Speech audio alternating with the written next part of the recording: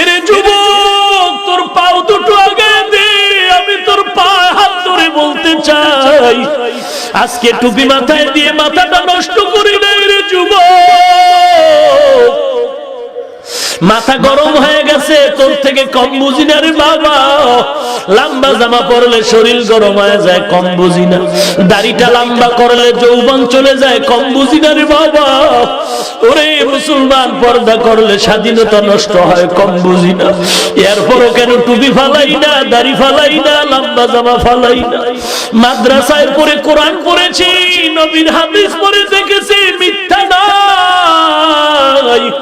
আল্লাহ তাআলা কোরআনে বলেন, ইন্নাল আবরারা লাফি নাঈম ওয়া ইন্নাল ফুজ্জারা লাফি জাহিম। গুনাহগারের জন্য কবর হবে জাহান্নাম, নেক আমলওয়ালার জন্য কবর হবে জান্নাত।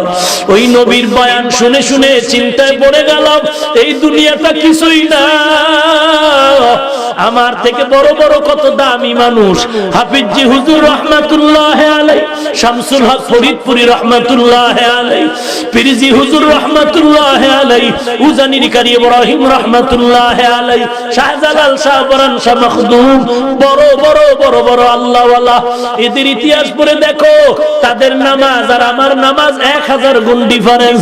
এরপরও তারা কান্না ছাড়া ঘুমায় না, মরণ পর্যন্ত কান্না আর কান্না আর কান্না।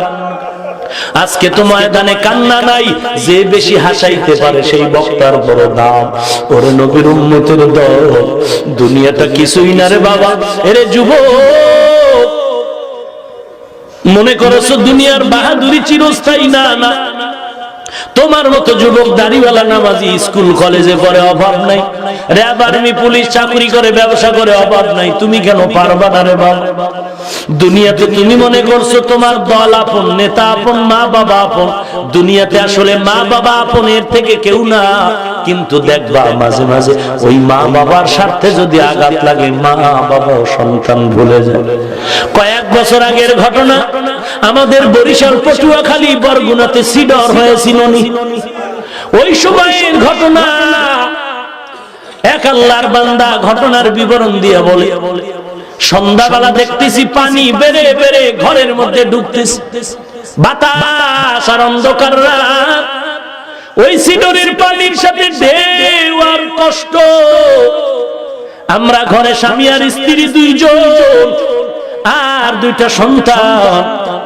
ঘরের মধ্যে আমরা যখন দেখলাম পানিগুলো ধে ধে ধে ধে ঢুকতেছে ঘরের মধ্যে, এমন অবস্থায় আমরা স্বামী আর স্ত্রী পরামর্শে বসে গেলাম, কি করা যায়। স্ত্রী বলে, আমরা ঘরে থাকলে আরো মরে যাব, একটু বের হয়ে যাওয়া দরকার। দুজনে আমরা বের হয়ে যাই, বাঁচার চিন্তা করি। স্বামী আর স্ত্রী যখন দেখলো পানি ঘরে ঢুকতেছে, দুজনে ঘর থেকে বেরিয়ে, এবার দুইটা সন্তান সাঁতার জানে না, ছোট বাচ্চা, এদের কি করা? এবার স্ত্রী বলে, ও স্বামী আমার, এই দুইটা সন্তান তুমি দুই হাতে জড়ায় নাও, আমি মহিলা মানুষ, একা একা বাঁচার চিন্তায় ব্যস্ত আছি। বলে, হুজুর আমরা যখন বেরিয়ে গেলাম, স্ত্রী পানির মধ্যে নেমে গেল, আমার দুই হাতে দুইটা সন্তান পানি বেড়ে বেড়ে যখন বুক পর্যন্ত উঠে গেল, ভয় আর ঢেউ আছে, অন্ধকার। এক পর্যায়ে দেখা গেল পানির ঢেউয়ে ঢেউয়ে আমার স্ত্রী অনেক দূরে চলে যায়।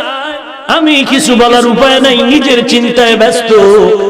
পানি বেড়ে বেড়ে বেড়ে বেড়ে যখন গলা পর্যন্ত উঠে গেল, তখন আমি দেখি পাও আর মাটিতে রাখা যায় না।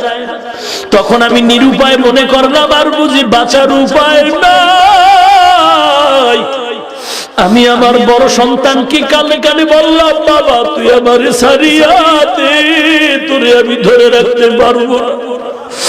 আমার সন্তানটা গলা জড়ায় কাঁদে আর বলে, আব্বু তুমি আমাকে ছাড়িও না, আমি সাঁতার জানি না, আমি পানিতে ছেড়ে দিলে মরে যাব। ওই সন্তানের কান্না আমার কানে ঢুকে না, কারণ আমার মাথায় টেনশন।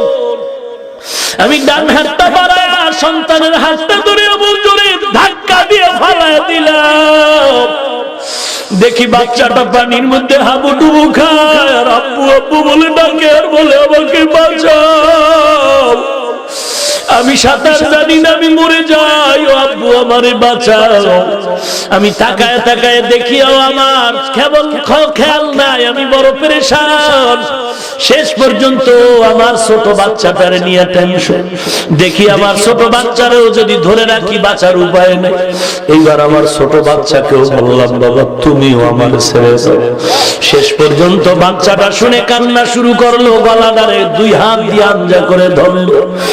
আমি আর সন্তানটারে যখন ছুটাইতে পারি না, সন্তানের যত ধাক্কাতেই ছুটতে চায় না, সন্তান গলা জড়ায় আব্বু আব্বু মায়া করে ডাকে, আর বলে আমাকে ছাড়িও না। শেষ পর্যন্ত আমি নিরুপায় হয়ে আমার বাচ্চাটার হাতের মধ্যে দাঁত বসায় কামড় দিলাম। আমার দাঁতের কামড়ে রক্ত বের হয়ে গেল, বাচ্চাটা হাত ছেড়ে দিয়ে পানিতে পড়ে গেল। এবার আমি আমার চিন্তায় বাঁচার জন্য অন্যত্র দৌড়াইলাম। পানি বন্যা চলল ছিল, 2-3 দিন বিদ্যুতের সংযোগ নাই। 2-3-4 দিনের পরে আমরা এলাকায় ঘুরতেছি, কেউ দেখি মা খুঁজে মা নাই, কেউ সন্তান খুঁজে সন্তান নাই। ঘুরতে ঘুরতে একটা খালি জায়গা ধান লাগানোর খেতে গিয়ে দেখি একটা শিশু বাচ্চা ধানের সাথে কাদা মাটিতে পেঁচায় আছে। আমরা ধরে ওকে ঘরের মধ্যে নিয়ে পানি দিয়া পরিষ্কার করতেছিলাম। ওর কানের ভেতরে কাদা, নাকের ছিদ্রে কাদা, মুখের মধ্যে কাদা। পানি দিয়ে আস্তে আস্তে যখন কান পরিষ্কার করলাম, নাক পরিষ্কার করি, এরপরে মুখের মধ্যে কাদাগুলো যখন আস্তে আস্তে বের করতে আরম্ভ করলাম, এক পর্যায়ে দেখি বাচ্চাটা ওয়া ওয়া বলে চিল্লানোর আওয়াজ। আল্লাহর কুদরত বড় কঠিন। এরে যুবক, কয়দিন আর যৌবনের বাহাদুরি করবারে বাবা। হাসরের ময়দানটা কি মনে করেছো সাধারণ? এরে নবীর উম্মতের দল, জমিন থেকে 9,30,00,000 মাইল দূরে সূর্য। এরপর শীতের রাতেও গরম লাগে, ফ্যানের বাতাস লাগে, ঘাম। আল্লাহর নবী বলেন হাসরের ময়দানে এই সূর্য থাকবে মাথার উপরে। সূর্যের তাপ যখন আল্লাহ বলবে জমিনে ছেড়ে দাও, সূর্যের তাপে জমিন তামা হয়ে যাবে। গুনাহগারের মাথার মগজগুলো টকবক করে ফুলতে থাকবে। বেঈমান নাফরমানের পেটের নাড়ি বুড়ি পায়খানার রাস্তা দিয়ে পড়ে যাবে। সমস্ত নবীরা পর্যন্ত নাফসি নাফসি বলে কান্না শুরু করবে। এরে যুবক আল্লাহর গোলাম, তখন আল্লাহর নবী, তোমার আমার নবী সিজদায় পড়ে কাঁদবেন।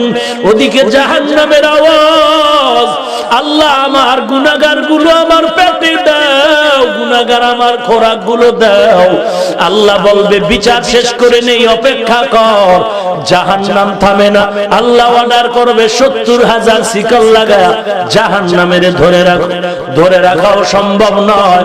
জাহান্নামের এমন আওয়াজ, আওয়াজে জাহান্নামের আওয়াজে হাসরের ময়দানটা থরথর করে কাঁপা শুরু হয়ে যাবে। আল্লাহর নবী বলবেন, আল্লাহ জাহান্নামের ফিরাও, আমার একটা উম্মত যেন জাহান্নামে না যায়। এরে নবীর উম্মতের দল, আল্লাহ তখন একটু হাতের কুদরতের পানি দিয়ে বলবে জাহান্নামের ছিটায় দাও। জাহান্নামের গায়ে পানিটা দেওয়া মাত্র পেছন দিকে চলে যাবে। আল্লাহর ফেরেশতারা বলবে শিকল লাগায় যেই জাহান্নামের ধরে রাখতে পারি না, এমন কি বরকতের পানি দিলা যে জাহান্নাম দৌড়ায় গেল। আল্লাহ জানতে চাই এটা কি জমজমের পানি নাকি আবে হায়াতের পানি না কাউসারের পানি। আল্লাহ বলবেন এটা কোনো বরকতি জমজমের পানিও না, এই পানিটা হলো দুনিয়ার আমার গুনাহগার বান্দাদের চোখের পানি। কত আমার বান্দারা আমি মাওলার জাহান্নামের ভয়ে রাতের বেলা ঘুমায় না, কান্না করেছে। ওরে নবীর উম্মতের দল, আল্লাহর দরবারে এই কান্না বৃথা যাবে না রে বাবা। আজকে তোমার পাশে কত আল্লাহর বান্দারা কান্না করে, মোনাজাতে অনেকে কাঁদে, তোমার চোখে পানি নাই। মনে করিও না তোমার কপাল ভালো, না না, তোমার কপাল বুঝি পুরাটাই পড়ে গেল।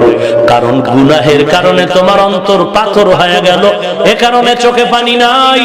যদি কান্নাওয়ালা কাউকে পাও, পারলে হাতটা বাড়ায়া দোয়া চাইও। কান্নাওয়ালার দোয়া আল্লাহ খালি ফিরায় না।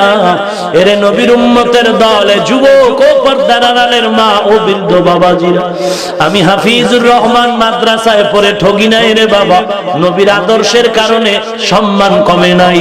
ওরে আল্লাহর বান্দা, আজকে তুমি জানো না, বড় বড় মাদ্রাসায় যাও, ঢাকার শহরে গিয়ে খবর নাও, ডিসি সাহেবের ছেলে কোরআনের হাফেজ, র্যাব আর্মি বিডিআরের ছেলে কোরআন পড়ে। ও ডিসি সাহেব, কিসের অভাবে ছেলেটারে কোরআন পড়াও?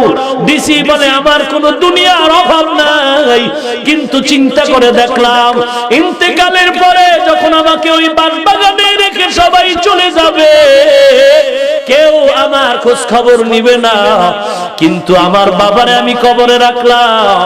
ওই মাটি দেওয়ার পরে আজও পর্যন্ত বাবার কবরে যাওয়ার সুযোগ নেই। মাঝে মাঝে দোয়ার জন্য ধার করে মাদ্রাসার ছাত্র নিয়ে দোয়া করাই, কিন্তু আমি চিন্তা করে দেখলাম একটা কোরআনওয়ালা সন্তান যদি রেখে যায়, মাঝে মাঝে ওই সন্তান কবরের কিনারায় গিয়া কোরআন পড়ে পড়ে আমার জন্য দোয়া করবে। এরে নবীর উম্মতের দল, রিজিকের মালিক আল্লাহ, হায়াতের মালিক আল্লাহ, ইজ্জতের মালিক আল্লাহ। কয়দিন আর বাহাদুরি করবা?